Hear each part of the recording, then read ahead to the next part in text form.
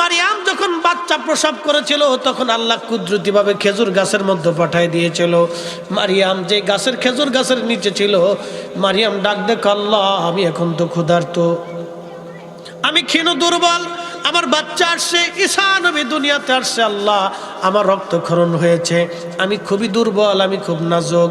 আল্লাহ বললেন, ও মারিয়াম, তোমার পাশে যে খেজুর গাছ আছে, এই খেজুর গাছের কাণ্ড ধরে তুমি ঝাঁকি দাও, আল্লাহর কুদরতি জান্নাতের খেজুর তোমার কাছে পড়বে। আল্লাহু আকবার। খেজুরের ডাল ধরে ঝাঁকি দিলেন হযরত মারিয়াম, খেজুরগুলি থুকায় থুকায় পরে আসলো। মারিয়াম ওই খেজুর খাওয়ার পরে তিনি শক্তিশালী হলেন।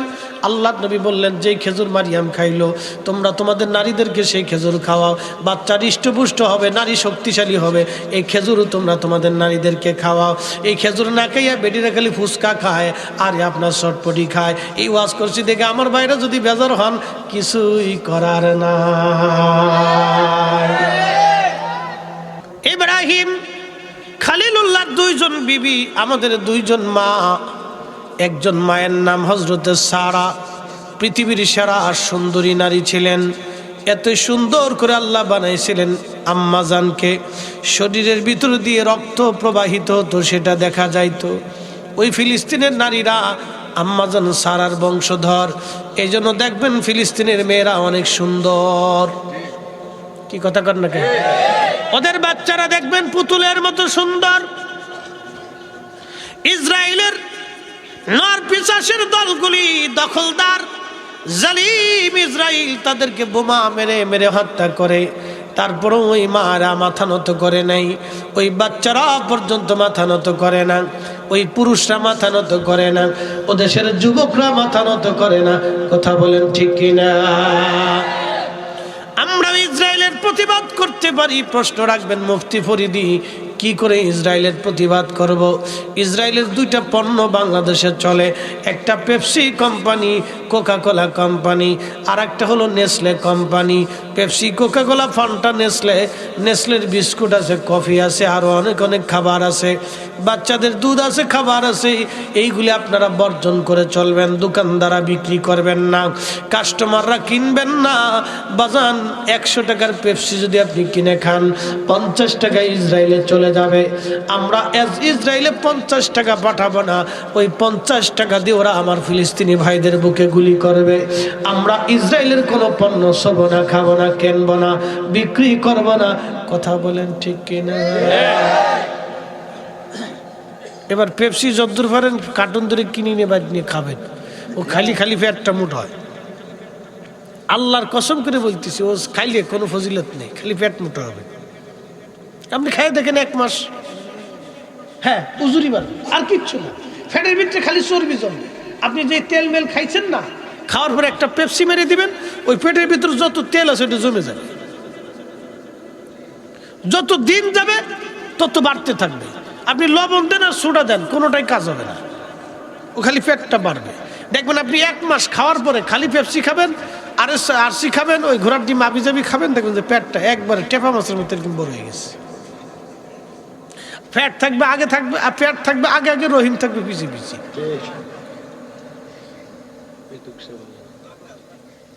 শোনেন, খালি ওয়াজ শুনে গেলে হবে না, ওয়াজ বুঝে যেতে হবে। ডাক্তারি কিছু দরকার আছে। ওয়াজটা তার কম দিন করি না, কামিল পাশ করছি, আজ 14 বছর হয়ে গেছে। ওয়াজের বয়স মনে করেন যে 16 বছরের কম না। মানুষের বাড়ি এত কিছু খাইলাম কিন্তু পেটটা মোটা হয়েছে না। একসাথে বলবেন না মারহাবা? 16 বছরের খাওয়ানো তো পেটটা এত বড় হওয়ার কথা। কি কথা কর না কে? আজকে সন্ধ্যাবেলা এই সেরাগি হুজুরের মাদ্রাসায়, যেই মাদ্রাসা আছে ওই যে আপনার নরসিংদীরটা, আর বাড়ির যেটা আছে এটাতে মাঝে মধ্যে আমি এসে ঘুমাই। আজকেও নিয়ত করছি ঘুমাবো। আমি মাঝে মধ্যে এসে ওনার বাড়ির মাদ্রাসায় ঘুমাই, ভাল লাগে তো, খুব মনোযোগ দিয়ে। ওই মাদ্রাসায় গেছি তো এক ভক্ত মনে করেন যে সেই 16 পদ দিয়ে খাওয়াইছে। আমাকে সর্বনাশ, যা 16 পদ দিয়ে খাইতে খাইতে এই পর্যন্ত। আমি চিন্তা করি, আল্লাহ এত পদ দিয়ে খেলাম কিন্তু পেটটা মোটা হয়েছে না। শোনেন, খাবারের ভিতরে সালাদ খাননি আপনারা? শশা খান কিনা? লেবু খান? আচ্ছা কি জন্য খান কন্ত? হজম শক্তি বাড়ে। সালাদ শশা আপনার সে কি করে হজম শক্তি বাড়ে, সে নিজে হজম হয়, অন্য খাবারকে হজম করে। কি কথা কন না কেন? আপনারা দুরূদ শরীফ পড়েননি? আস্তে কোন করে দুরূদ শরীফ নিয়ে ঝগড়া করে মসজিদ চেঞ্জ করছে। কথা খারাপ কইছি আমি না? দুরূদ শরীফ পড়েন আপনারা, খুব মনোযোগ দিয়েন। দুরূদ শরীফ আপনারা পড়েন। এই যে দুরূদ পড়েন, দুরূদ কেন পড়েন জানেন? আজকে বলে দিয়ে যাই, বাংলা ওয়াজ, আরবি টারবি নাই এর ভিতরে। শশা খাইলে যেমন হজম বাড়ে, শশা নিজে হজম হয়, অন্য খাবারকে হজম করে। দুরূদ শরীফ নিজে কবুল হয়, অন্য ইবাদতকে কবুল করে। একসাথে বলবেন আল্লাহু আকবার। প্রিয় পুরবাসী, খুবই মনোযোগ দিয়ে শুনিয়া যান। দুরূদ শুধু নিজেই কবুল হয় না, অন্যকেও কবুল করায়। পৃথিবী বিখ্যাত একজন আল্লাহর ওলি ছিলেন, তার নাম মুহাম্মদ ইবনে সুলাইমান জাসুরি রাহমাতুল্লাহ আলাইহি। শাহজালাল ইয়ামানি মুজাররিদি যখন বাংলায় দ্বীনের দাওয়াত দেন, সুলাইমান জাসুলি তখন মরক্কোতে দ্বীনের দাওয়াত দেন। শাহজালাল রাহমাতুল্লাহ আলাইহি 800 বছর আগে বাংলার জমিনে কালেমার দাওয়াত নিয়ে আসছিলেন। ঠিক 800 বছর আগে মরক্কোতে যিনি কালেমার দাওয়াত নিয়েছিলেন তিনি মুহাম্মদ ইবনে সুলাইমান জাসুলি রাহমাতুল্লাহ আলাইহি। আফ্রিকার দেশ মরক্কো, বারবার নামক একটা প্রদেশ আছে, শুধু মরু আর মরু। এই মরু অঞ্চলে চলে গেছেন মুহাম্মদ ইবনে সুলাইমান জাসুলি দ্বীনের দাওয়াত দেওয়ার জন্য। কিন্তু দ্বীনের দাওয়াত দিতে যাইয়া ওনার পানি শেষ হয়ে গেল মরুভূমির মধ্যে। চিন্তা করলেন পানি নাই, শরীয়তের মাসালা হলো পানি যদি না পান তাহলে আপনাকে তায়াম্মুম করতে হবে, মাটি দিয়ে, পাথর দিয়ে অথবা বালু দিয়ে তায়াম্মুম করা লাগবে। আজকে একটা মাসালা শিখিয়ে দিয়ে যাই, খুব মনোযোগ দিয়ে শুনে যাবেন। আপনি এমন একটা দ্বীপের মধ্যে পড়ে গেলেন, সেই দ্বীপের মধ্যে এমন একটা দ্বীপের মধ্যে আপনি পড়ে গেলেন, সেই দ্বীপের মধ্যে পানি নাই কিন্তু খালি কাদা। মনোযোগ দিয়ে, পানি নাই কিন্তু কাদা। মাগরিবের আজান দিছে, সময় হয়ে গেছে, নামাজ পড়বেন আপনি। মাগরিবের সময় তো বেশি না। এখন আপনি মাগরিবের নামাজের ওযু করতে গেলে সমুদ্রে যাওয়া লাগবে। সমুদ্রে ওযু করে আস্তে আস্তে মাগরিবের ওয়াক্ত শেষ হয়ে যাবে। এখন আপনি কি করবেন? আপনার উপায় কি? কাদা দিয়ে তো তায়াম্মুম হবে না, কাদা দিয়ে তো তায়াম্মুম হবে না, পানিও আপনি পাচ্ছেন না। কি করে ওযু করবেন, নামাজ পড়বেন? শরীয়ত বলতেছে শোনো, ওই অবস্থায় আপনি কিছু কাদা মাটিগুলি হাতের মধ্যে মাখাইয়া আপনার শরীরের মধ্যে মাখাবেন, পেটের মধ্যে। ফিটে দিন না, আবার ফেটে। আবার লুঙ্গির কাপড় উঁচা করলে রানে মাহেন না। দাদার নাতি বরিশালে জুয়ার ভাটা গেছে ওয়াজনার লেগে। দাদার নাতি দুইজনে ওয়াজ শুনতে গেছে। তো জোয়ার ভাটার দেশ, সন্ধ্যার সময় জোয়ার ছিল না, রাত ওয়াজ নসিহত শুনে এই 12টার পরে ধরেন বাড়ি যাচ্ছে। তো এমন সময় জোয়ার আইছে। নাতি হুজুর ওয়াজ করছে, বাবারা গিরির উপর কাপড় উঠাইলে খরচ তরক হয়। হুজুর তো ঢাক মতো ওয়াজ করছে, নাতিও সুন্দর মতো শুনছে। দাদা তো 40 বছর ধরে শুনতেছে। দাদা এই নদীর পারে খালের পরে ডাক দেখা, নাতিরে নিচে নাম তাড়াতাড়ি। বলে দাদা নৌকা তো নাই, কি করে খাল পার হব? নাতি ডাক দিয়ে বলতেছে, দাদা রে হুজুর ওয়াজ করছে গিরের উপরে কাপড় উঠলে ফরজ তরক হয় রে দাদা, এখন কি করে আমরা নদী পার হবো, খাল পার হবো? কায় নাম, নিচে নাম। আর নাতি দেখে দাদা খালি নামে আর লুঙ্গির কাপড় উপরে উঠে। উঠতে উঠতে দেখা যায় লুঙ্গির কাপড় টান দিয়ে দাদা মাথায় বাঁধে ফেলাইছে। নাতি ডাক দেখায়, দাদা করলা কি? খুললাই তো খুললার মাথার উপরে বাঁধে দিলে, কাই তাড়াতাড়ি নাম। দাদা এই নাতিরে কহ, দাদা হুজুরে না কইছে গিরের উপর কাপড় উঠলে ফরজ তরক হয়, তুমি তো মাথায় বাঁধে ফেলাইলে। দাদা তোমার একবারে মেশিন গানটার শব্দ একবারে।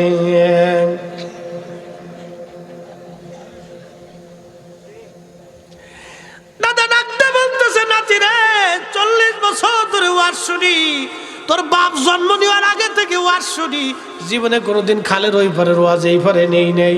আর তুই 40 বছর পরে জন্ম নেওয়ার পরে খালের এই পারের ওয়াজ ওই পারে নিবি, তাড়াতাড়ি নিচে নাম, তাহলে লুঙ্গি খুলে তোর টাইনে নিচে নামাবো। কিন্তু এরকম কিছু বুড়া আছে, ওরে বুড়ার বুড়া ওয়াজ শুনতেছে 40 বছর, কিন্তু মাথা নোয়াই না, এখনো বিড়ি টানে।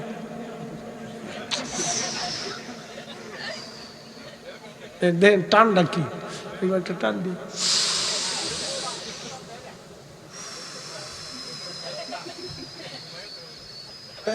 টান কারে কার, ওরে বাপরে বাপ, দুয়া ছাড়তেছে তো ছাড়তেছে,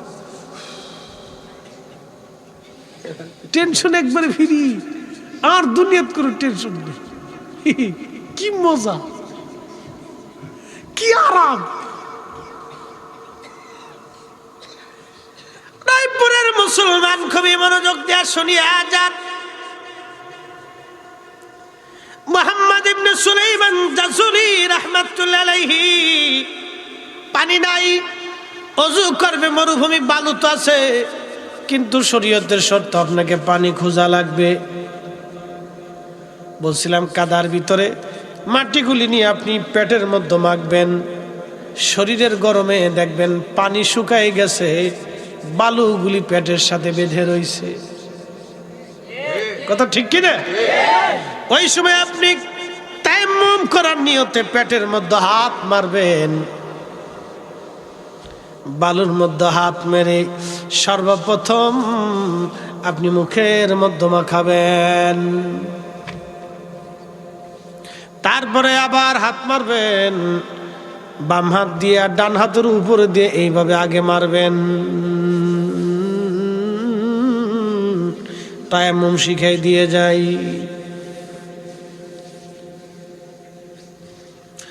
আঙ্গুলগুলি এইভাবে মাখবেন, সুন্দর করে তায়াম্মুম করবেন। আংটি থাকলে খুলে ফেলবেন, খুলে ফেলে দিয়ে হাতের ছোঁয়া দিবেন, বালি ধুলা বালির আর্দ্রতা যেন লাগে। আবার আংটি পরে নিবেন, এরপরে আবার পেটের উপরে মারবেন, ওই ধুলাবালির মধ্যে আবার মারবেন। মারার পরে আবার ডান হাত দিয়ে বাম হাতের উপরে এইভাবে মারবেন, সুন্দর করে এইভাবে মারতে থাকবেন। একবারে ঘড়ি থাকলে খুলে নিয়ে নিবেন অথবা সরাই নিবেন, সুন্দর করে মাখবেন। তায়াম্মুমের 3 ফরজ, 1 নম্বর নিয়ত করা, 2 নম্বর মুখ মাসে করা, 3 নম্বর হাত সুন্দর করে এইভাবে একবারে টাকনু উপর কোনুই পর্যন্ত সুন্দর করে মাসে করা। দুলাবালি মাখানো, আপনি পবিত্র হয়ে গেলেন, এবার ওযু করা লাগবে না, নামাজে দাঁড়ায় যাবেন, নামাজ হয়ে যাবে। একবার জোরে বলা যাবে কি মারহাবা। আজকে একটা চমৎকার মশলা শিখিয়ে দিয়ে গেলাম। এই মশলা পড়তে পড়তে আমরা কামিল পাস করছি, কামিলে শিখেছি মশলা, আর আপনারা এক মাহফিলে শিখে গেলেন। ওরে আল্লাহ, মশলা তো জানার দরকার। যে বেটা পানি পায় নামাজ পড়ে না, আর অনেকে পানি পায় না নামাজ পড়ে, অনেকে মুরব্বীরা আছে যারা অসুস্থ, পানি ব্যবহার করতে পারবে না, তাদের জন্য তায়াম্মুম শিখিয়ে দিয়ে গেলাম, সবারই উপকার। কি কথা ঠিক কি না? এইভাবে মাটির উপরে পাথরের উপর দিয়ে তায়াম্মুম করে নেবেন। অনেক মুরব্বীরা আছে বয়সের লোক, যে অসুস্থতার কারণে হাঁপানি রোগ আছে, পানি ব্যবহার করলে রোগ বাড়বে, তারা তায়াম্মুম করে নেবেন। বাবাজি খুব মনোযোগ দেন।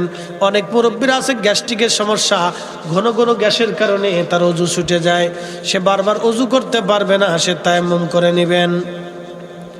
অনেক মুরব্বীদের পেশাবের সমস্যা, অনেক সময় পেশাব করার পরে আধা ঘন্টা 1 ঘন্টা পরে ফুটায় পেশাব আসে, তার তো আর বারবার ওযু করা সম্ভব না, সে তায়াম্মুম করে নেবেন। এই প্রচণ্ড ঠান্ডার মধ্যেও অনেকেই রোগ ব্যাধি, ঠান্ডার কারণে অনেক মুরব্বীরা পারে না ওযু করতে, তার ওই অবস্থায় পাথর রাখবেন, মাটির দলা রাখবেন, আপনারা তায়াম্মুম করে নেবেন। মারহাবা কইলেন না? এত সুন্দর একটা মশলা শিখিয়ে দিয়ে গেলাম, আরামেরটা আপনারা কিছু কন্টন না, কারণটা কি বুঝতেছি না। কিছু না করলে তাহলে টাকা পয়সা কিছু দেন, একসাথে কর না সুবহানাল্লাহ। আরামের জন্য কয়ে গেছি। একবারে বৃদ্ধতা, গ্যাস্ট্রিকের সমস্যা, ঘন ঘন গ্যাস আসে, আসে না এরকম? জুয়ান মানুষেরই আসে, বুড়া মানুষেরটা কই লাভ কি? জুয়ান ভুলা ফোনে রাইব না তৈব, খালি ফুচকা খায়। কি কথা কর না, শটপটি খায়, এটা খাইয়ে ওরা খালি ওই খালি বোম মারতে থাকে। হাসিস না পোলা পান, তোরা হাসিস না, কথা কিন্তু সত্য বলতেছি। এই উস্কা ফুচকা এগুলো খাইয়ে খেয়ে পোলাপানের শরীর সব নষ্ট হয়ে দিতেছে। এক একটা চেহারা এংডে বেংডে সেংডে ভাঙ্গি চুরিয়ে চলে দিতেছে। কিও আমার বয়স 40 বছর চলে, দেখেন তো আজকে একটা ওয়াজ মাইরে আইছি, জোরের পরে করছি। সকালবেলা ঘুমে উঠে কালকে 3টে ওয়াজ করে রাত 3টের সময় একটা ছাড়ছি। সাইডে এসে বাসায় এসে সেই একটু ঘুমাইয়া আবার জজ কোর্টে গেছি, সেখানে একটু ঝামেলা সাইডে এই আমরা নরসিং দিয়েছি ওনার মাদ্রাসায় পোলাপান্ডে দর্শ দিয়ে কোরআন হাতে দিয়ে আবার সেই বাজিতপুরে গেছি। আমার দাওয়াত দিয়েছে হুজুর বাজিতপুরে মাহফিল, যায় পরে শেষে হুজুর টলার উঠা লাগবে। হ্যাঁ এর লেগে দেরি হয়েছে একটু, নাহলে তো আরো আধা ঘন্টা 1 ঘন্টা আগে আসে। অনেকে ভাবে যে হুজুরা মানে সিটারি করে, সিটারি আমরা করি না, সিটারি অনেক পাবলিকই করে। আমার দাওয়াত দেওয়ার সময় কইছে হুজুর বাজিতপুর মাহফিল, কোনো সমস্যা নাই। পরে হানলিয়ে হানকা ঘাটি নিয়ে হুজুর নৌকায় ওঠা লাগবে। চিন্তা করতে পারছি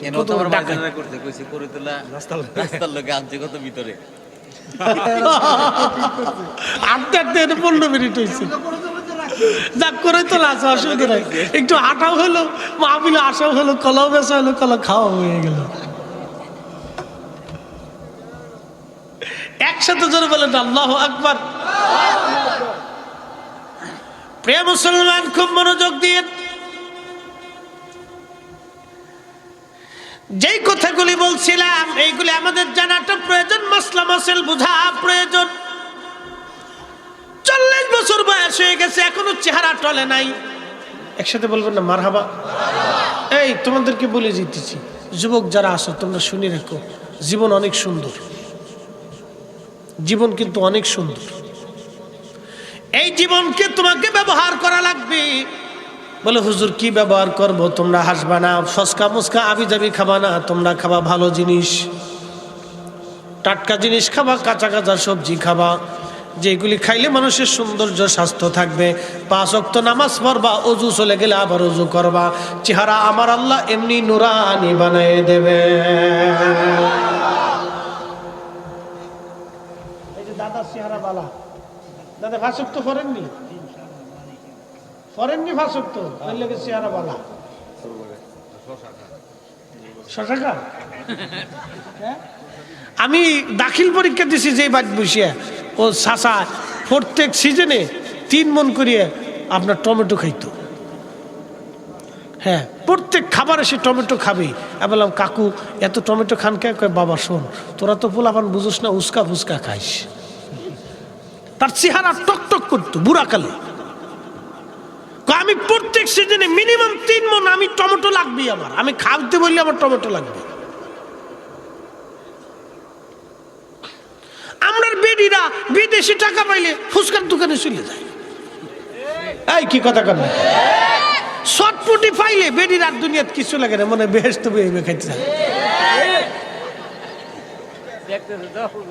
সেই বেড়া যে বিদেশ থেকে মরুভূমির ভিতরে রোদ্রে পুড়ে জান শেষ, আর বেডি ফুচকা খাইতে যায়।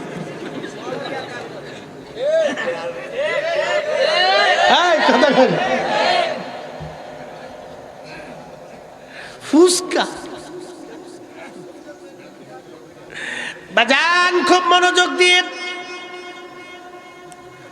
হযরতে মুহাম্মদ ইবনে সুলাইমান জাসুলি রাহমাতুল্লাহ আলাইহি উনি বলতেছেন, আমি মরুভূমির মধ্যে ওযু করব, কোথায় পাই আমি খুঁজে পানি। সারা মরুভূমির মধ্যে পানি তালাশ করতেছিলাম, পানি কোথায়, পানি পাই না। বহু দূরে দেখলাম একটা জঙ্গল দেখা যায়। চিন্তা করলাম জঙ্গল যেহেতু আছে অবশ্যই পানিরও কোনো ব্যবস্থা আছে। একবার জোরে বলা যাবে কি মারহাবা। ও বাজান, জঙ্গলের ভিতরে যিনি গাছের জন্য পানির ব্যবস্থা করেন সে মালিকের নাম কি? আল্লাহর নবীর একটা সাহাবী গাছ আছে জর্দানে। সাহাবী গাছটা 1400 বছর ধরে এখনো মরুভূমির মধ্যে টিকে আছে।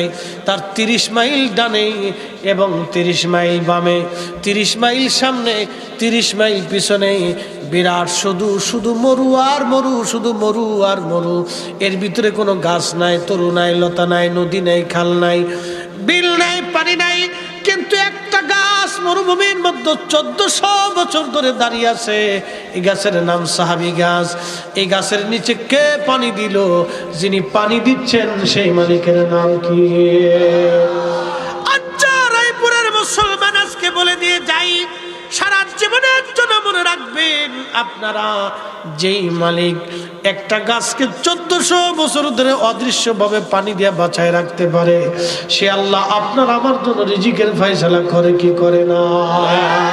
তারপরে দেশের মানুষ সুদ খাবে, ঘুষ খাবে, অন্যায় করবে, অন্য মানুষের সম্পদ মেরে খাওয়ার ধান্দা। অনেকে টাকা বিদেশের নাম নিয়ে টাকা নিয়ে গেছে আর ফেরত দেয় না। দুরূদ পড়ে আল্লাহুম্মা সাল্লি আলা সাইয়্যিদিনা মাওলানা মুহাম্মদ ওয়া আলা আলি বসেন সাইয়্যিদিনা মাওলানা মুহাম্মদ। নবীর ইশকে যারো দিল ভাই এ ভুবনে কাঁদে না, রোজ হাসরে ভাইজান তারা নবীজির দেখা পাবে না। আল্লাহুম্মা সাল্লি আলা সাইয়্যিদিনা মাওলানা মুহাম্মদ ওয়ালা আলি সাইয়্যিদিনা।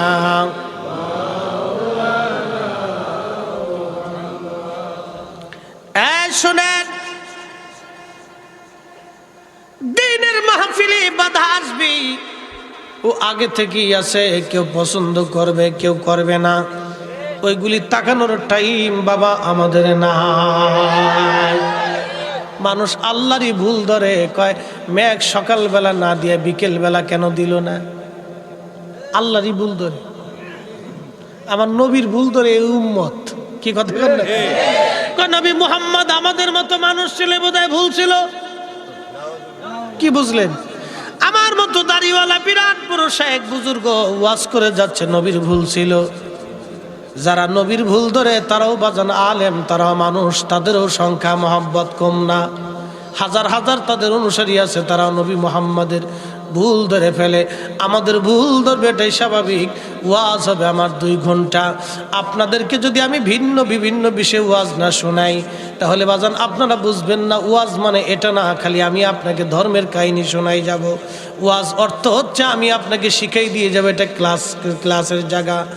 আমরা যখন মাদ্রাসায় পড়েছি, বুখারী শরীফ পড়েছি, তখন মহিলাদের মিন্সের আলোচনা আসছে, আমার পেশাবের আলোচনা আসছে, আমার ওই কি বলে ওই যে আপনার ওই যে নাইট প্রেশার যেটাকে বলে স্বপ্ন দোষ, এই স্বপ্ন দোষের আলোচনা হাদিসে আল্লাহর নবী নিজে বলেছেন।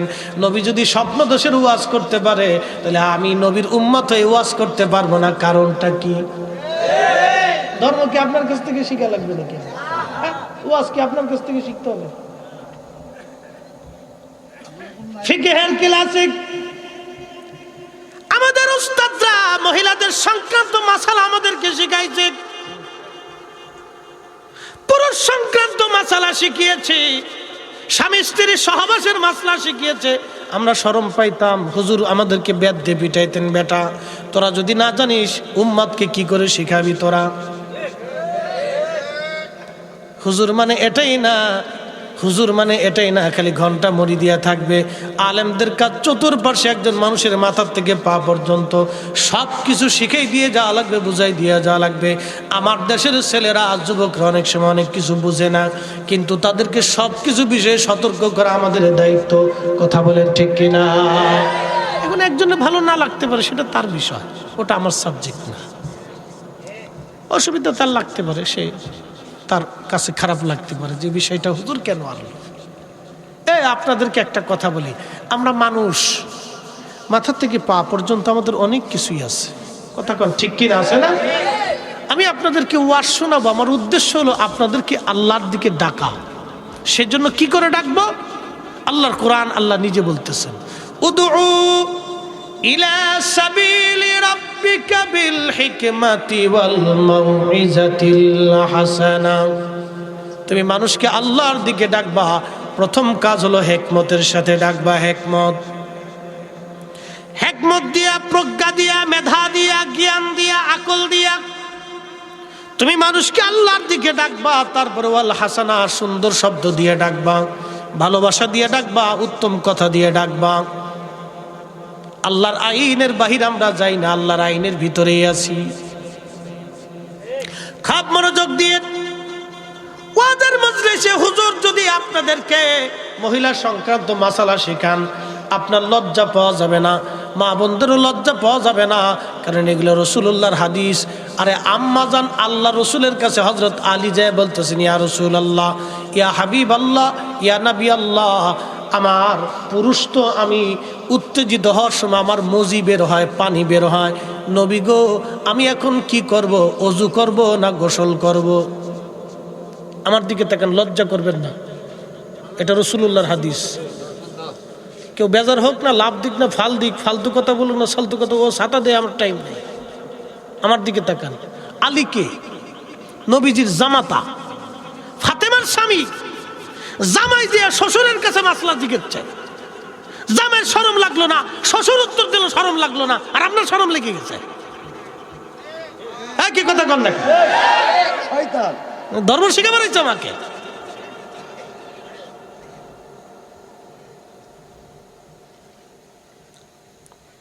আল্লাহ রসুল ডাক দিলেন, আলী, পুরুষের উত্তেজিত হওয়ার পরে যদি মজি বের হয়ে আসে, পানির মতো যেটা, এটা যদি বের হয়ে আসে, তাহলে তোমাকে গোসল ফরজ হবে না, তোমাকে ওযু ওয়াজিব হবে।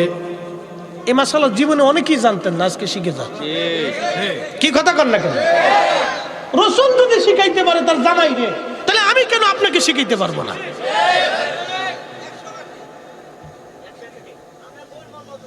হ্যাঁ ঠিক আছে, ইনশাআল্লাহ।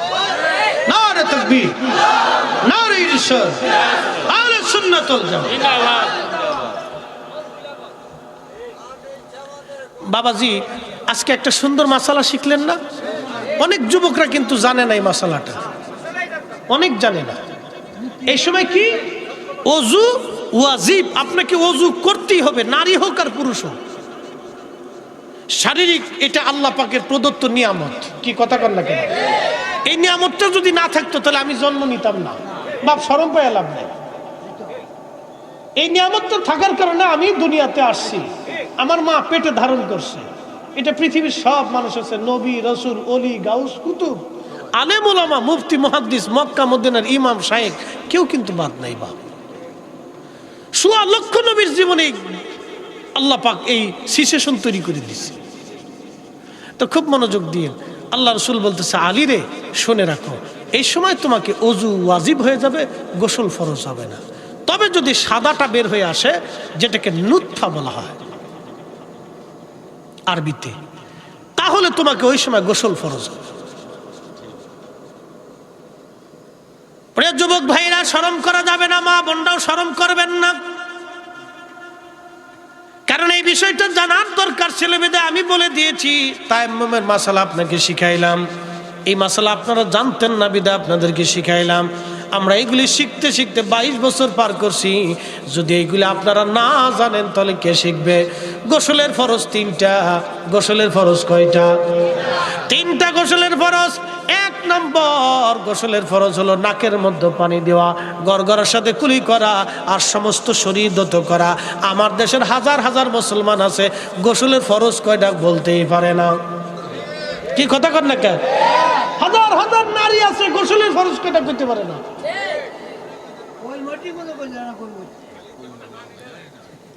না, পানি ডাল লইতো না বন্ধু। গোসলের ফরজ কয়টা? 3টা। 1 নম্বর গড়গড়ার সাথে কুলি করা, নাকে পানি দেওয়া, ভিতরে প্রবেশ করানো। তবে রমজান মাসে দিনের বেলা হবে না। রমজান মাসের দিনের বেলায় গড়গড়া করা যাবে না, নাকের একবারে ভিতরে পানি ঢুকানো যাবে না, হালকার উপর থেকে যেয়ে আসতে হবে। আর রমজান দিনের বেলা সুবে সাদিক থেকে সূর্যাস্ত পর্যন্ত কুলি করা লাগবে। সমস্ত শরীর ধৌত করা, যেন চুল পরিমাণ বাকি না থাকে। একবার জোরে বলা যাবে কি মারহাবা?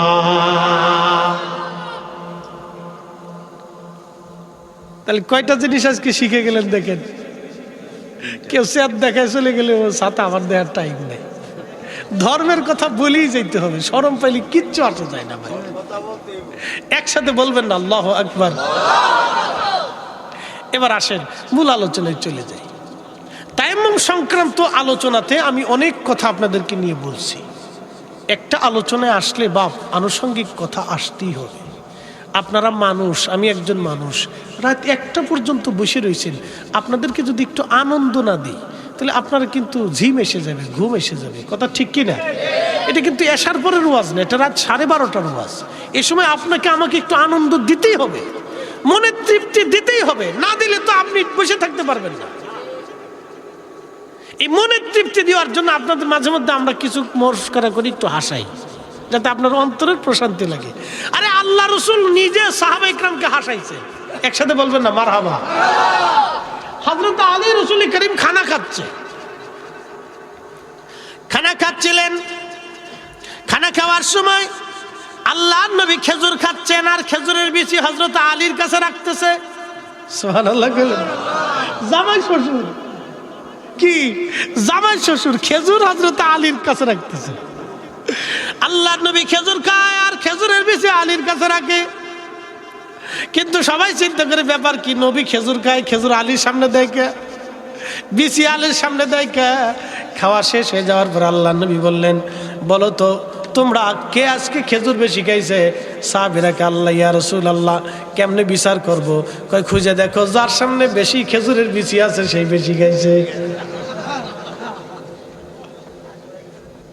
বুঝতে পারছেন? আল্লাহর নবী নিজে সাহাবীদেরকে আনন্দ দিছে। তাহলে আমরা কেন ওয়াজে আপনারা আনন্দ দিতে পারবো না? কারণটা কি? হ্যাঁ, এত বড় বুজুর্গ হইছেন কেমনে?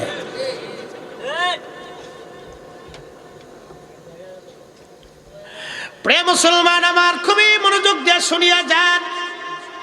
মুহাম্মদ ইবনে সুলাইমান জাজুলি রাহমাতুল্লাহি আলাইহি বলতেছেন, দুনিয়ার মানুষে আমি চলে গেলাম, হায় হায় আমি চলে গেলাম সেই জঙ্গলের মধ্যে।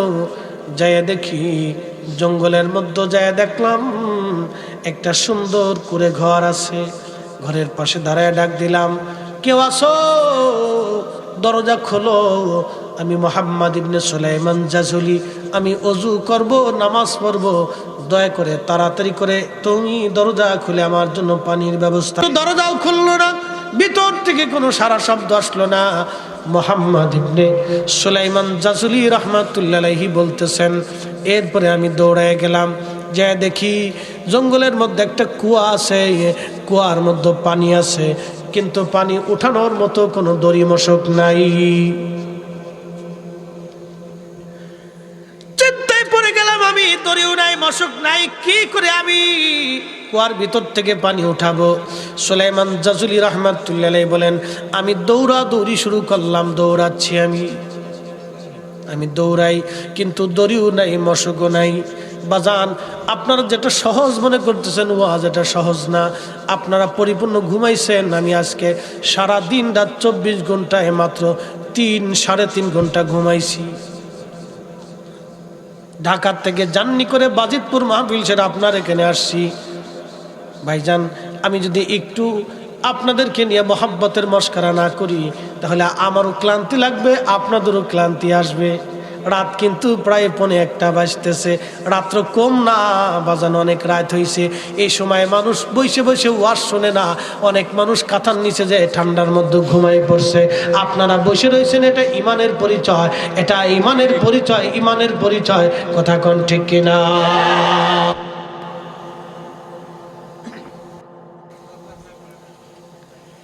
ইমানের পরিচয় বসে থাকা, ধৈর্যের পরিচয় ধৈর্য। আল্লাহর কোরআন বলে, ইন্নাল্লাহা মা'আস সাবিরিন।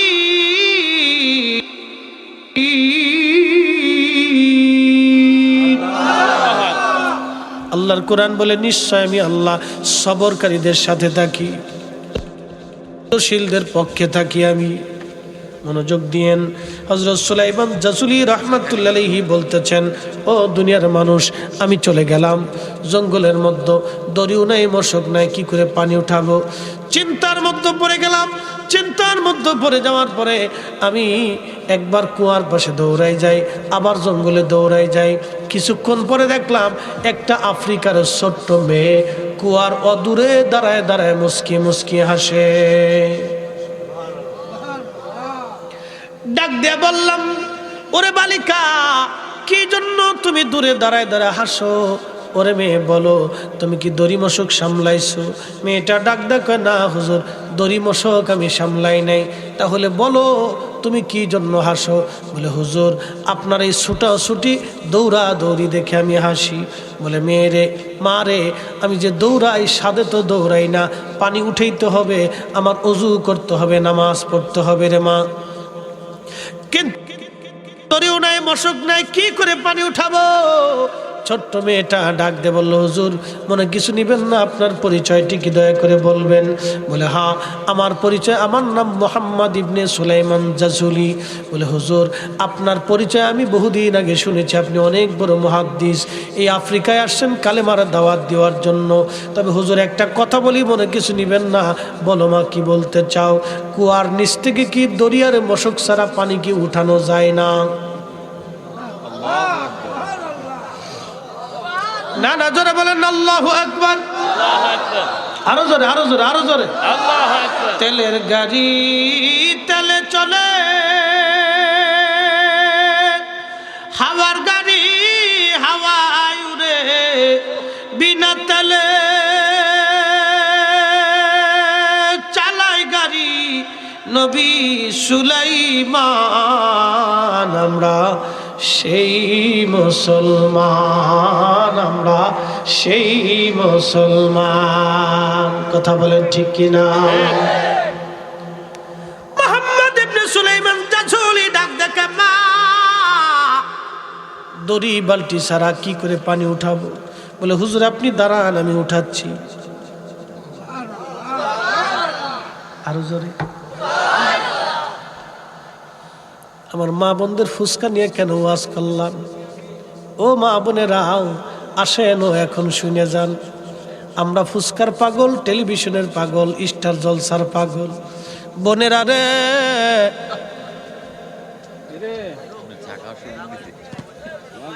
আচ্ছা আচ্ছা, ওই বই একটু যান্ত্রিক অসুবিধা হইতে পারে।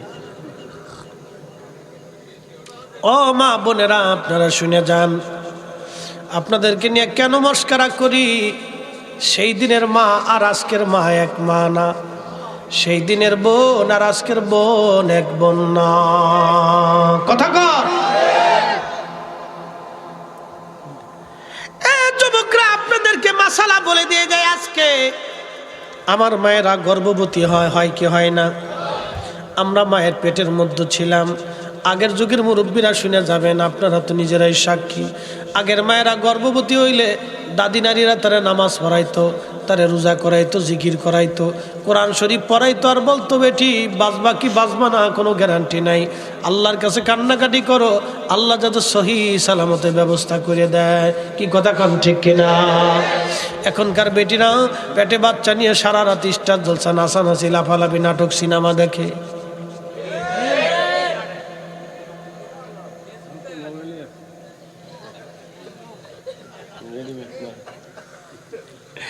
রেডিমেড নারী কেন বলতেছি? মস্করার সাথে বুঝাই দিয়ে যায়। আজকে ছোট্ট মেয়েটি ডাক দিয়ে বলতেছে, হুজুর আপনি দাঁড়ান, আমি পানি উঠাই। একটা পাথর এনে মেয়েটি কুয়ার পাশে দাঁড়াইয়া কি যেন পড়লো, আর কুয়ার মধ্যে থুতু মারলো। কি যেন পড়লো আর থুতু মারলো, কি যেন পড়লো আর থুতু মারলো। কিছুক্ষণ পরে দেখা যায় কুয়ার নিচ থেকে পানি উঠে উঠে উঠে উঠে একেবারে কুয়া ভরে গেছে। না না, হয় না, আরো জোরে বলবেন আল্লাহু আকবার। তেলের গাড়ি তেলে চলে, হাওয়ার গাড়ি হাওয়ায় উড়ে, বিনা তেলে চালায় গাড়ি নবী সুলাইমান, আমরা সেই মুসলমান, আমরা সেই মুসলমান। ও বোনেরা, সেই দিনের মা কি মেয়ে জন্ম দিছে একটু দেখেন। পরের ঘটনায় পরে আসতেছি। এবার নারী জাতির ওয়াজে চলে যায় সামান্য একটু। আপনার জীবনেও কাজে লাগবে, আমার জীবনেও কাজে লাগবে। আমার মায়েরা গর্ভবতী হয়, আমাদের মেয়েরা গর্ভবতী হয়, আমাদের বোনেরা গর্ভবতী হয়। বাচ্চা পেটে আসার পরে ডাক্তার তদারকি করে। গাইনি বিশেষজ্ঞ ডাক্তার যারা আছে তারা মহিলাদেরকে পরামর্শ দেয়, আপনি এই সময় পুষ্টিকর খাবার খাবেন। তারা আয়রন ট্যাবলেট দেয়, বিভিন্ন আপনার ভিটামিন ট্যাবলেট দিয়ে দেয়, আর বলে দেয় কাঁচা কাঁচা সবজি খাবেন, ফল ফ্রুট বেশি খাবেন, ছোট মাছটার শাক সবজি বেশি খাবেন।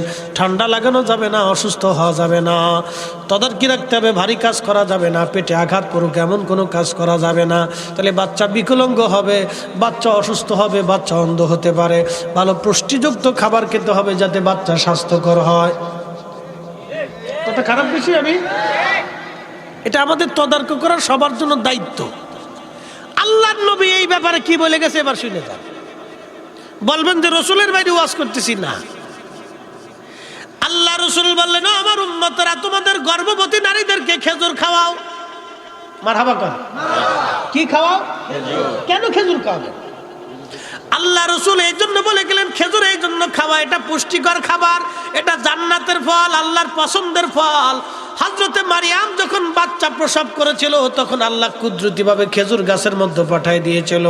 মারিয়াম যে গাছের খেজুর গাছের নিচে ছিল, মারিয়াম ডাক দেখো, আল্লাহ আমি এখন তো ক্ষুধার্ত, আমি ক্ষীণ দুর্বল, আমার বাচ্চা আসছে, ঈসা নবী দুনিয়াতে আসছে, আল্লাহ আমার রক্তক্ষরণ হয়েছে, আমি খুবই দুর্বল, আমি খুব নাজুক।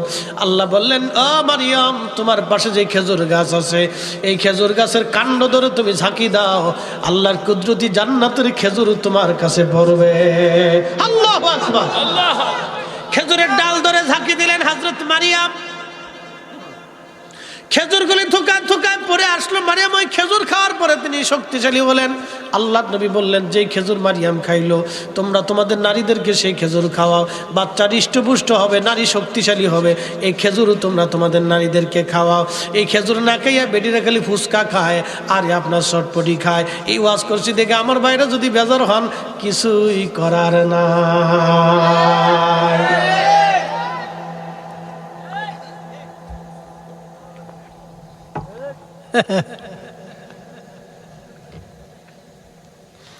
আমার মা বান্দার তো শিখে দেওয়ার দরকার।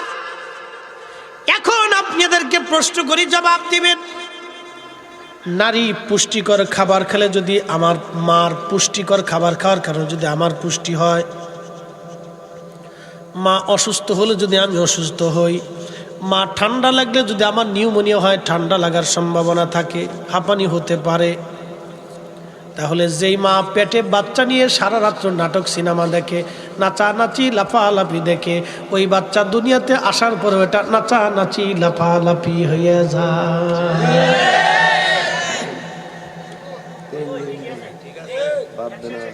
কি কথা কন না কা?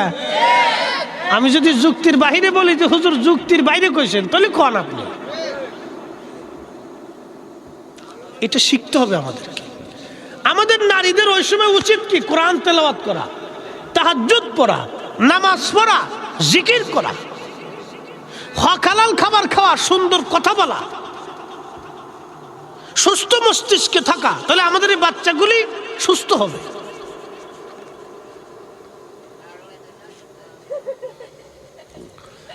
প্রিয় মুসলমান, খুবই মনোযোগ দিয়ে শুনিয়া যান। আচ্ছা আমার দিকে তাকান, খুবই মনোযোগ বাবাজি। হযরত রাসূল করিম সাল্লাল্লাহু আলাইহি ওয়াসাল্লামের প্রেম বাগানে ছোট্ট একটা বালিকা কুয়ার পাশে দাঁড়াইয়া কি যেন পড়ল, আর কুয়ার নিচ থেকে পানি উঠে কুয়া ভরে গেল।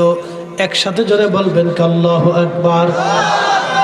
বলেন, এই উম্মতের পাওয়ার আছে না নাই? চিন্তা করেন তো, মুহাম্মদ ইবনে সুলাইমান জাসুলি ডাক দেখা, আমি এই সময় তাড়াতাড়ি করে ওই পানি দিয়ে ওযু করলাম, নামাজ আদায় করলাম। নামাজ শেষ করার পরে আমি ঘরের কাছে গেলাম, টোকা লাগায় বলি, মা দরজা খোলো। ছোট্ট মেয়েটা বলতেছে, হুজুর আপনি চলে যান, দরজা খোলা যাবে না। আমি ডাক দেখলাম, মা রে এমন কি আমল তুমি করলা রে মা? ওই আমলের বিনিময়ে কুয়ার নিচ থেকে পানি উঠাইলা। মা এই বিদ্যা তুমি আমারে শিখাও। বলে হুজুর অনুমতি নাই। বলে মারে ওই আমলের সাহেবের দোহাই দিচ্ছি, দরজা খোলো মা, দরজা খোলো। রায়পুরার মুসলমান, ধৈর্য ধরলে সুন্দর কথা শোনা যাবে। ও মা বোনেরা, ধৈর্য ধরলে সুন্দর কথা শোনা যাবে। এমন কিছু কথা যা আপনি কল্পনাও করেন নাই, সেটা আল্লাহ আমাদের জবান দিয়ে বের করে দেয়। এ মা বোনেরা শুনিয়া যান, ছোট্ট মেয়েটি ডাক দে বলে, হুজুর এমন একজন সাহেবের দোহাই আপনি দিছেন, দরজা না খুলে পারলাম না। দরজা খুলে ডাক দে বলে, হুজুর আপনি কি চান বলেন তো? বলে মারে আমি এত বছর ধরে হাদিস পড়াই, শত শত হাজার হাজার লাখ লাখ ছাত্র আমার, কত মানুষে আমি মুহাদ্দিস বানাইলাম, কত ছাত্ররা আমি আলেম বানাই দিলাম, আজও পর্যন্ত কুয়ার নিচ থেকে পানি উঠাইতে পারলাম না রে মা। এই তুমি একটা ছোট্ট মেয়ে কুয়ার নিচ থেকে পানি উঠাইলা, এটা কোন বিদ্যা, কোন আমল? দয়া করে তুমি আজকে বলে দাও। ছোট্ট মেয়েটি ডাকতে বলতেছে, হুজুর সে আমলের নাম হলো আমার নবীর দুরূদ শরীফ। হ্যাঁ চিৎকার মেরে ধরে বলে আল্লাহু আকবার।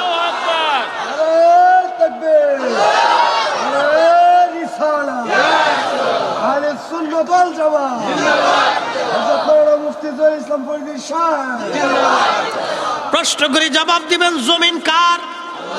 আসমান কার? আইন চলবে কার? বিধান চলবে কার? আল্লাহর জমিনে। আল্লাহর জমিনে নারে তাকবীর আল্লাহু আকবার স্লোগানের পরে আমার নবীর স্লোগান, রিসালাতের স্লোগান চলবে চলবে চলবে। কথা বলেন ঠিক কি? ঠিক। নবীর দুরূদ এই জমিনে চলবে। এই জোরে বলেন, জোরে বলেন, জোরে বলেন, জোরে বলেন, হাত উঠে করে বলেন চলবে নি, চলবে নি। কারো ফটো আমরা বন্ধ করব না। কথা বলেন ঠিক না বেটে?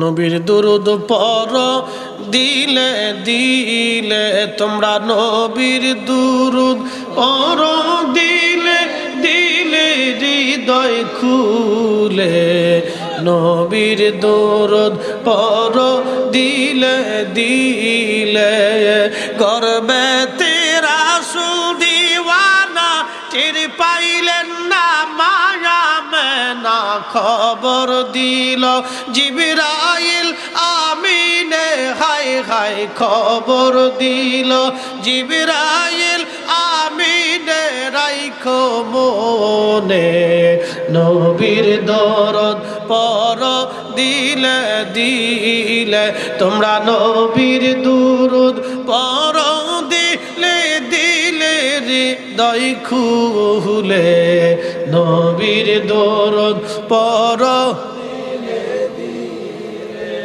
মুহাম্মদ ইবনে সুলাইমান জাজুলি ডাক দেখো, মারে ওই দুরূদটা আমারে শিখাও।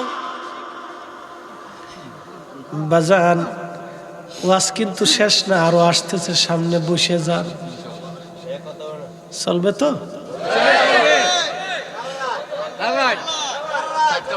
হ্যাঁ সারা রাত্র? বাজান আপনারা তো বলেন সারা রাত, আমার কালকে 4টে মাহফিল। গলা আমার কয়টা? মেশিন কিন্তু একটা। মগজ আমার কয়টা? আল্লাহর দয়া ছাড়া কিন্তু বাবা সম্ভব না। মদিনাওয়ালার নেক তাওয়াজ্জু ছাড়া, আল্লাহর ওলিদের দোয়া ছাড়া সম্ভব না। আমি এমন একটা পীরের বাড়ি 12 বছর খাইছি, যেই বাড়ির একবারে তাবারক খেলে বহু ক্যান্সার রোগী আমার চোখের সামনে ভালো হয়ে গেছে। আমি 12 বছর ওই বাড়ি তাবারক খাইছি, 12 বছর খেয়ে খেয়ে মানুষ হয়েছি। আল্লাহর অলির বাড়ি কেউ যদি 12 বছর থাকে বাপ, সে আল্লাহর অলি হয়ে যায়। আমি 12 বছর থাকছি, জীবনে কত তাহাজ্জুদের ওয়াক্ত আমি ওই দরবারে কাটাইছি। আমার একটা গোপন আমল আছে বাজান, এইগুলি বলবো না, গোপন একটা আমল আছে বাপ, অন্ধকারে একদিন বলে দিয়ে যাবো। এমন একটা গোপন আমল করবেন, আমার আল্লাহ আপনারে কোথাও ঠেকাবে না। এদেশে সব হুজুরে ডাকাতি ধরছে, আমরা আজ পর্যন্ত ধরেনি। আল্লাহু আকবার কর। সব বক্তরে ধরছে, কেউ বাদ গেছে না। ও তাহির হিসেবে ধরা পড়ছে, কিন্তু আমার আজ পর্যন্ত ধরেনি। আমার 5 মিনিট আগে হয়েছে, 2 মিনিট পরে হয়েছে। না পারছে না, টার্গেট করছে, পারে নাই। আমার চোখের সামনে দাঁড়ায় রয়েছে, ধরতে পারেনি, চলে গেছি। এটা আল্লাহর দয়া। কি কথা ঠিক কিনা? তো খুব মনোযোগ দিয়েন। আপনাদের কাজ বলে দিয়ে যেই মা, এ মা বোনেরা আপনারা শুনেন, কেন আপনাদের প্রতি আমি বেশি করে নসিহত আজকে দিলাম? এজন্যই দিলাম, আমার মায়ের জাত যদি ভালো হয়ে যায়, আমাদের ছেলে পেলেরা ভালো। এই দেখেন বাচ্চারা বসে রয়েছে এক পোশাক আছে না, ওরা এক পোশাকে আছে না, এই ছেলেগুলি বসে রয়েছে, বাচ্চারা বসে রয়েছে, ওদের মতো হাজার হাজার বাচ্চা কিন্তু ঘরের মধ্যে ঘুমায় রয়েছে। ওদের মতো বাচ্চারা সুস্কা ফুসকা লুস্কা মুস্কা খেয়ে বাড়ি চলে গেছে। হ্যাঁ, কি কথা কর না কেন?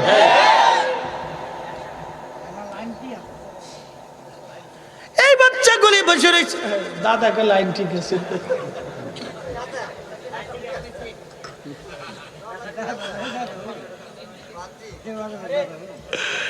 ছোট্ট বেটি ডাক দে বলে, হুজুর নবীর দুরূদ। সুলাইমান জাসুলি ডাক দে, কামারে এই দুরূদটা কি আমারে বলো। মেয়েটা ডাক দেখে, হুজুর আপনার জন্য আফসোস, আমার তো মন চায় আপনাকে শিখাই দেই, কিন্তু আল্লাহর নবী আমাকে এজাজত দেয় নাই। মুহাম্মদ ইবনে সুলাইমান জাসুলি ডাক দেখা, মা নবীজির সাথে কি তোমার দিদার হয়? প্রত্যেক রাত্রেই হয়। হয় নাই বাপ, জোরে বলেন না ইয়া রাসূলুল্লাহ। আমার নবী আছে না নাই? নবী কি বিরাট বড় মুহাদ্দিস দেখে দেখা দেয় না আশিকের সাথে দেখা দেয়? কি বাপ, কি কথা ঠিক না? আশিক ছাড়া দেখা দেয় না।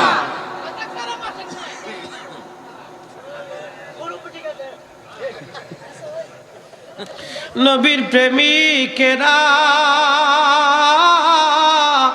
দিশাহারা, মরণের ভয় করে না, প্রেম তো মরে না, প্রেম তো মরে না। প্রেম করেছে ওয়াসকুরুনি, 32 দাঁত ভাঙলেন তিনিও। নবীর প্রেমে হযরত হানজালা ঘরে থাকতে পারে না, প্রেম তো মরে না।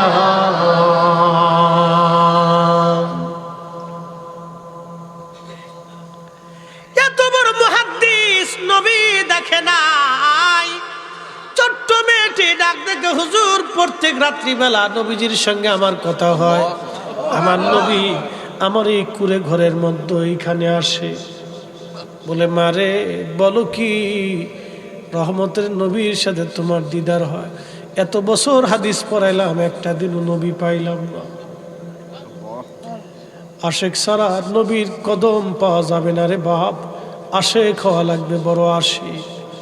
এশকে রসুলে কত সাহাবী দিদারে রসুল নসিব হয়েছে, কত অলিরা দিদারে রসুল নসিব হয়ে গেছে, শুধু নবীর এশকের কারণে, ভালোবাসার কারণে। একটা ঘটনা না বললেই নয়, বলবো আপনাদেরকে, বলবো না কষ্ট হবে। বন্ধু দিলটা নরম করে দেন। ভারতের একটা ডাকাত ছিল, ডাকাতের নাম আব্দুর রহমান ডাকাত। বাজানো আব্দুর রহমান ডাকাত ছিল খুব মারাত্মক। একদিন তার লোকেরা এক পাহাড়ি অঞ্চল থেকে একটা সুন্দরী মেয়েকে ধরে নিয়ে আসলো। ওই মেয়েটা এতই সুন্দর ছিল, শুধু সুন্দর না, কিছু মেয়ে দেখবেন সুন্দরী বটে কিন্তু চেহারার মধ্যে কোনো মাধুর্যতা নাই। আবার কিছু মেয়ে দেখবেন চেহারার ভিতরে নুরানি ভাব আছে, আছে না ভাই? কিছু মেয়েদের চেহারার ভিতরে নুরানি ভাব আছে, এরা নামাজ পড়ে, রোজা করে, হক হালাল মতো চলে, পর্দা পুশিদা করে, এদের চেহারায় আল্লাহ নুরানি ভাব দিয়ে দেয়। তো মেয়েটার চেহারা শুধু সুন্দরী না, পরম নুরানি চেহারা। ডাকাত দল ধরে নিয়ে আসছে, তার সম্পদ ইজ্জত লুণ্ঠন করবে। তখন মেয়েটা কেঁদে কেঁদে বলল, মেয়ে আওলাদের রসুল, আমি নবীর বংশধর, তোমরা আমার ইজ্জত লুণ্ঠন করিও না, আমার সম্মান তোমরা নষ্ট করো না। ডাকাত দলের যিনি প্রধান, তার নাম আব্দুর রহমান। কলিজার ভিতরে আব্দুর রহমানের কলিজার মধ্যে আঘাত লেগে গেল। আব্দুর রহমান কলিজার মধ্যে আঘাত লেগে গেল, শব্দটা কলিজার মধ্যে বিঁধে গেল। বসে বসে চিন্তা করে, হায় হায়, জীবনে কত মানুষ আমি খুন করলাম, কত মানুষের সম্পদ লুণ্ঠন করলাম, কত মায়ের কোল খালি করলাম, কত সন্তান এতিম বানাইলাম। আজকে আমার নবীর একজন আওলাদ, নবীর বংশধর, রসুলের আওলাদ, একটা মেয়ের ইজ্জত লুণ্ঠন হবে, আর আমি আব্দুর রহমান আমার চোখের সামনে হবে, তা হবে না। আমি জীবন দিব, দুনিয়াতে কোনোদিন ভালো কাজ করি না, আজকে একটা ভালো কাজ করব, আমার জীবন যাবে রে, নবীর বংশধরের সম্মান আমি নষ্ট করব না। চিৎকার মেরে জোরে বলেন না ইয়া রাসূলুল্লাহ।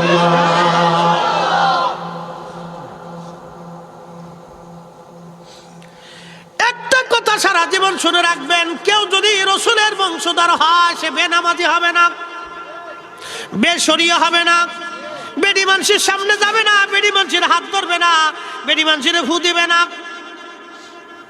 কথা কন না কেন? মনে রেখেন, উচিত কথায় ময় বেজার, গরম ভাতে বিলাই বেজার, ডাইল ভাতে কুটুম বেজার। ফরিদি সাহেব যা বলবে ডাইরেক্ট অ্যাকশন, বাকি ঝুঁকি নাই।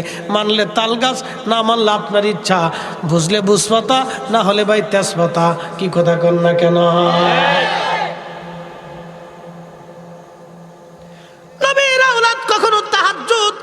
কাজা করে না। যার শরীরের ভিতরে রসুলের রক্ত থাকবে, সে তাহাজ্জুদ কাজা করবে না, সে হারাম খাবে না, যাকাত খাবে না, সদকা খাবে না। মনে রাখবেন এই কথা সারা জীবন। বাজান, মেয়েটা কাঁদতেছিল, আব্দুর রহমানের মনের মধ্যে মায়া লেগে গেল, হায় হায়, না না, আমার জীবন চলে যাবে। বন্ধুদেরকে বলো, বন্ধুরা, জীবনে বহু অন্যায় করছো, আজকে আমি আব্দুর রহমান তোমাদেরকে বারণ করলাম, এই মেয়েটার গায়ে হাত দেবা না। বন্ধুরা বলো, আব্দুর রহমান, তুমি আমাদেরকে ধোঁকা দিয়ে মেয়ে ভোগ করতে চাও। আব্দুর রহমান বলতেছে, না রে বন্ধুরা, শোন, মেয়েটা কাঁদে, সে পরমা সুন্দরী বটে, কিন্তু তার চেহারার দিকে তাকাও, নূর চমকায়। আমার মন বলে সে আওলাদের রসুল। শোন, সে আওলাদের রসুল বলে নিজেকে পরিচয় দিচ্ছে, তবে আমি আব্দুর রহমানের কলিজার মধ্যে বড় মায়া লাগছে। তোরা শোন, যদি এই মেয়েটার দিকে হাত বাড়াও, তাহলে এই তলোয়ার, এই ছুরি তোমাদের বুকে বিদ্ধ হবে। আজকে তোমাদের পরম বন্ধু আব্দুর রহমান তোমাদের শত্রু হয়ে যাবে, হয় আমি মরবো, না হয় তোমরা মরবা।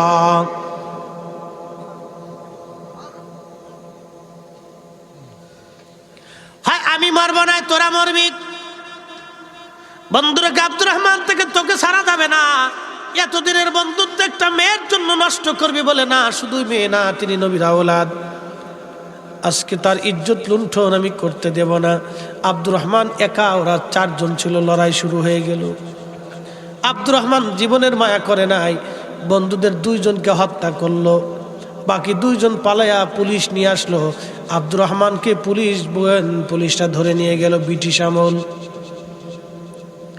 ব্রিটিশ আমলের পুলিশ, দিল্লির সবচেয়ে বড় সন্ত্রাসী ডাকাত ধরা পড়েছে। দুর্দর্শ ডাকাত ছিল আব্দুর রহমান। দিল্লির ইতিহাসে এরকম কোন ডাকাত কোনোদিন জন্ম হয় নাই, এতই দুর্দর্শ ছিল সে। পুলিশ তাকে ধরে ফেললো। পুলিশকে আব্দুর রহমান ডাক ডাকা, পুলিশ, তোমরা আমাকে ধরে নিয়ে যাবে, আমি জানি বহু বছর আমাকে খুঁজতেছো ধরার জন্য, তাও আমি জানি, তবে শোনো, আজকে আমি ধরাও দিলাম, সারেন্ডারও করলাম, কিন্তু দারোগা, তোমার কাছে আমার একটা ছোট্ট আবদার, এই যে মেয়েটার জন্য আমি 2 বন্ধুকে আজকে হত্যা করলাম, আমার বন্ধুত্বের জীবন অবসান করলাম, সন্ত্রাসীর জীবন আমি অবসান করলাম, এই মেয়েটার রসুলের আওলাদ, আমাদের নবীর পরিবার, আমি তাকে তার বাবা মার কোলে একটু ফিরাই দিয়ে আসতে চাই, তোমরা আমাকে সাহায্য করো, তোমাদের গাড়ি নিয়ে আমাকে নিয়ে চলো। পুলিশ বলল আচ্ছা ঠিক আছে চলো। নিয়ে যা হলো পাহাড়ি অঞ্চল, যায় দেখে একটা বৃদ্ধ মানুষ তখনও সেজদার মধ্যে পড়ে আছে।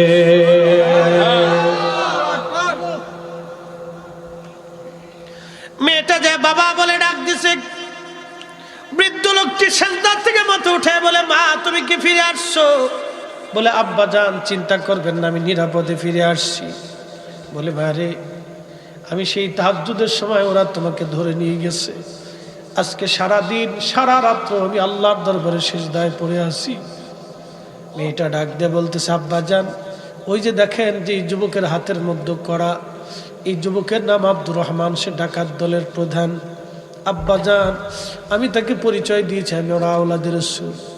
এই পরিচয়ের কারণে এই যুবক আব্দুর রহমান সে আমার ইজ্জত বাঁচাইতে যায় 2 বন্ধুকে হত্যা করেছে, পুলিশ তাকে ধরেছে। আব্বাজান, আমরা তো রসুলের বংশধর, আপনি দয়া করে আমার এই আব্দুর রহমানের জন্য আপনি একটু দোয়া করে দেন। বৃদ্ধ লোকটা ডাক দেয় বলতেছে বাবারে, আমার শরীরের মধ্যে রসুল্লাহ রক্ত প্রবাহিত হয়, আমি আমার মেয়ে আমার স্ত্রী সবাই মিলে তাহাজ্জুদ নামাজ পড়ার জন্য উঠেছিলাম, ডাকাতরা আমার মেয়েটাকে ধরে নিয়ে যায় আমার চোখের সামনে। বাবারে, ওই সময় থেকে আমি আল্লাহর দরবারে সিজদায় পড়ে কান্নাকাটি করেছি তার নিরাপত্তার জন্য। বাবা, তোমার মন আল্লাহ নরম করে দিয়েছে, আমি রাসূলুল্লাহর কদমে তোমার জন্য সুপারিশ করব। আল্লাহু আকবার।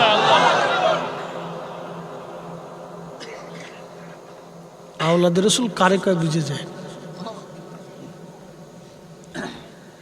আমি রাসূলুল্লাহর কদমে তোমার জন্য সুপারিশ করব, তুমি যাও, চিন্তা করো না তুমি। বাজান হলো মৃত্যুর ফাঁসি হবে কিছুদিন আগে। জেলার ছিল মুসলমান, জেলার রাত্রিবেলা ঘুমায়, স্বপ্নের ঘরে দেখে রাহমাতুল লিল আলামিন তশরিফ আনছে। তুমি মোদের আশার আলো। কষ্ট হয়? ঘুমাইছে? তাহলে হাত উঁচা করে বলো তো আল্লাহু আকবার, আল্লাহু আকবার, নারে রিসালাত। কেবল 1টা বাজে, 2টা 3টে না বুঝলে কেউ ওয়াজ হয়? হ্যাঁ, তোর ঘুমাইছে, তুই চোখ লাল হয়েছি কে? এমনি হয়েছে? আচ্ছা ঠিক আছে। আল্লাহ বাজান রে, খুবই মনোযোগ দিয়ে শুনে যান মা বোনেরা। জেলার কে নবীজি স্বপ্ন দেখায়, জেলার বলতেছি ইয়া রাসূলুল্লাহ, নালায়েকের ঘরে আপনি আসছেন। বলে জেলার, তোমার কাছে আসছি, এই যে চেহারা দেখো, এই ছেলেটার নাম আব্দুর রহমান, সে দিল্লির বড় সন্ত্রাস। আব্দুর রহমান মৃত্যুদণ্ডপ্রাপ্ত আসামি তোমার জেলখানায়, আমি রসুল হুকুম করলাম তুমি তাকে খালাস করো, আমি নবী তাকে কবুল করে নিছি। স্বপ্ন শেষ। সহিহ বুখারী কিতাবুর রুইয়া, আল্লাহর নবী বলেন মান রাআনি ফিল মানামি ফাকাত রাআল হক, যে স্বপ্নে নবী দেখলো সে বাস্তবেই নবী দেখলো। সুবহানাল্লাহ। তার মানে কি বোঝা গেল? নবী আছে না নাই? আছে। দাদু আসেনি? না থাকলে স্বপ্নে কেমনে দেখায়? কি কথা কর না কেন? নবী আছে, নবীর জায়গা নবী আছে, উম্মতের চোখের জায়গা চোখ নাই। আমরা দেখি না, এটা আমাদের চোখের দোষ। কি মুফতি সাহেব ঠিক আছে না? এটা আমাদের চোখের দোষ।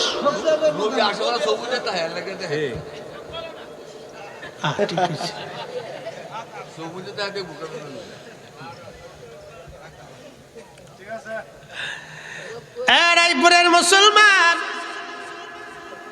আব্দুর রহমানকে পরের দিন জেলার তাহাজ্জুদ নামাজ পড়লেন, ফজরের নামাজ পড়লেন। জেলালের অন্তরে চিন্তা, হায় হায় আমি এই যুবকের জন্য আমার বুলন্দ নসিব, আমি নবী স্বপ্ন দেখলাম। আল্লাহ রসুলকে কেউ যদি স্বপ্ন দেখে তার মধ্যে ঈমান যদি থাকে সে জান্নাতি। জোরে জোরে জোরে জোরে জোরে। যারা দেখলে উম্মত জান্নাতে যায়, যারা দেখলে উম্মত জান্নাতে যায়, সেই নবীর কবরকে কেউ যদি রওজা না মানে তার মনে বোঝা গেল ওই হলো শয়তানের দালাল। ঠিক ঠিক। এই কথা আমরা কইলে আমরা ওই বেদাতি, আমরা হইছি পীর পূজারি, আমরা ওই মাজার পূজারি, আর ওরা হইছে হক্কানি। চিন্তা করেন দি, উদর ফিন্ডি বুদর গাড়ি চুরি করছে একজন, সাফাইছে আর একজনের গাড়ি।